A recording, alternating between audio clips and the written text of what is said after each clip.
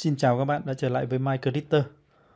Hôm nay mình sẽ giới thiệu với các bạn tham gia để nhận cái đồng coin Product có ký hiệu là DOX trên sàn Product.io.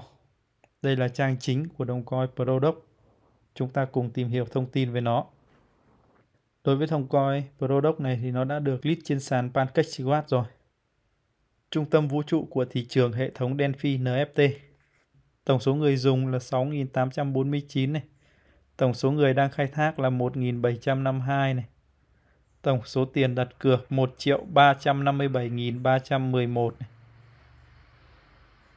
Số người giữ đồng coin DOX đó là 2.514 này.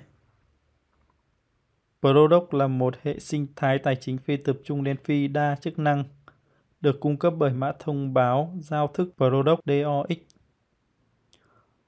Hợp đồng nó là mạng BSC, do đó mà chúng ta phải thêm cái hợp đồng DOX này vào ví MetaMask để chúng ta khai thác nó. Chúng ta kích vào DOX BSC contract. Nó sẽ đưa chúng ta đến BSC scan của đồng coin này. Tổng cung của đồng coin này là 500 triệu đồng coin này. Holder đang là 2.601 Andes và transfer là 6.417. Đây là contract của đồng coin này. Đây là các địa chỉ đã tham gia trao đổi đồng coin này, chủ yếu là trên PancakeSwap này. Các bạn có thể kích vào holder này. Đây là các địa chỉ đã holder đồng coin này.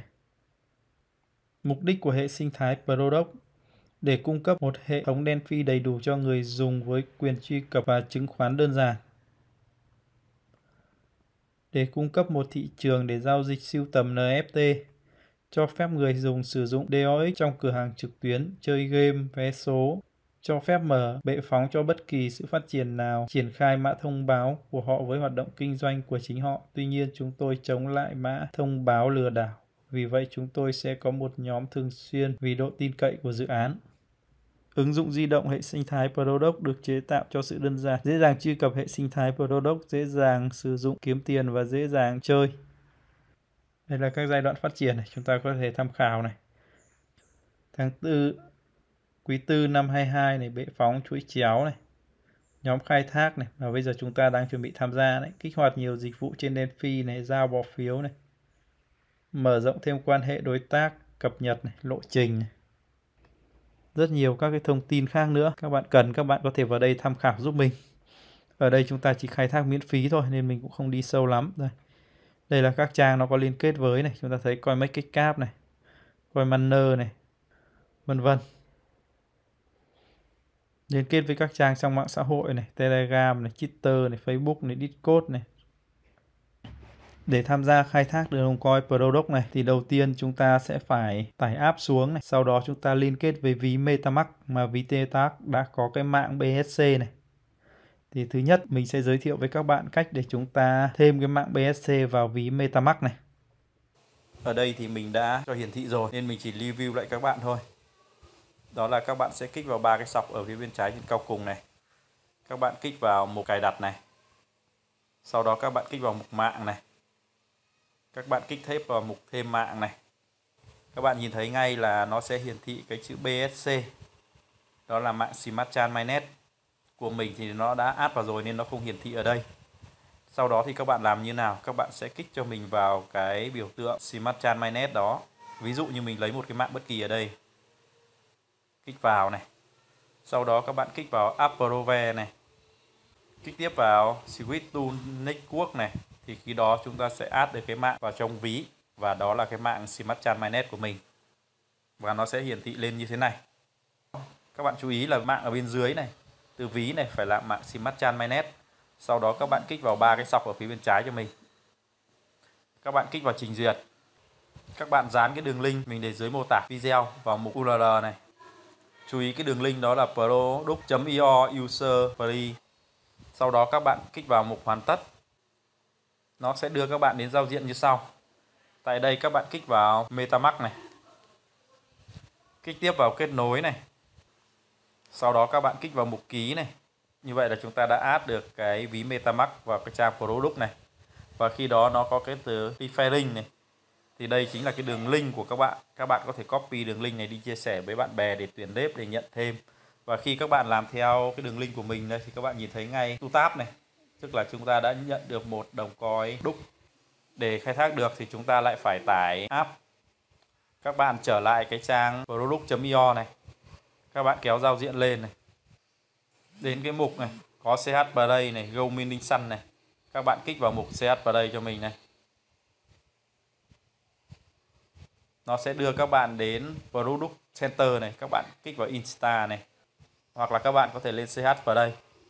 Mình sẽ tìm kiếm này, sau đó mình kích vào mục cài đặt này, Product Center này. Nó sẽ tải app cho chúng ta này.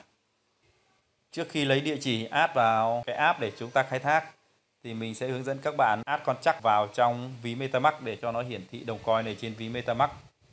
Sau này mà chúng ta có rút đồng coin này về ví thì chúng ta không cần đi tìm kiếm contract nữa mà chúng ta sẽ rút được ngay về ví.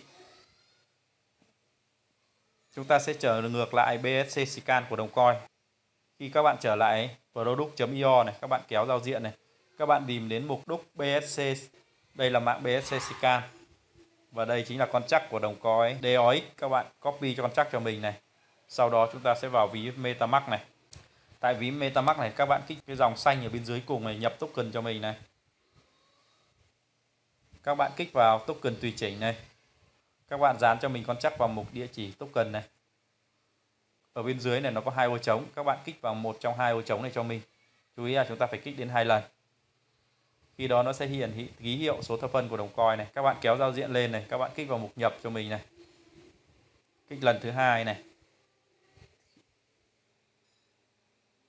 Khi đó chúng ta sẽ add được cái đồng coin đúc này vào mạng BSC trên ví MetaMask này. Các bạn kích tiếp vào DOX này. Kích vào mục nhận này. Kích vào sao chép này. Như vậy chúng ta đã lấy được địa chỉ của đồng coin DOX này trên ví MetaMask này. Bây giờ chúng ta sẽ vào app khai thác đồng coin mà chúng ta vừa tải xuống này. Tại app khai thác này, các bạn dán cho mình cái địa chỉ của copy vào mục do wallet address này. Sau đó các bạn kích vào mục login cho mình này. Như vậy là nó đã vào được app khai thác của chúng ta này. Các bạn kích tiếp vào mục Start Mining này. Quá trình khai thác nó bắt đầu này. Và mỗi một lần chúng ta kích khai thác thì nó cũng báo giờ rất là khác nhau. Này báo là 12 giờ 7 phút. Nhưng có những trường hợp mình kích vào thì nó lại là 20 giờ, có trường hợp kích vào thì nó là 23 giờ. Nên nó cũng không cố định. Các bạn xác định thời gian cho nó phù hợp. Hoặc bao giờ hết giờ bạn lại vào kích vào khai thác cho mình. Đây là một đồng coin khá là hấp dẫn. Nó đã được giao dịch trên PancakeSwap rồi.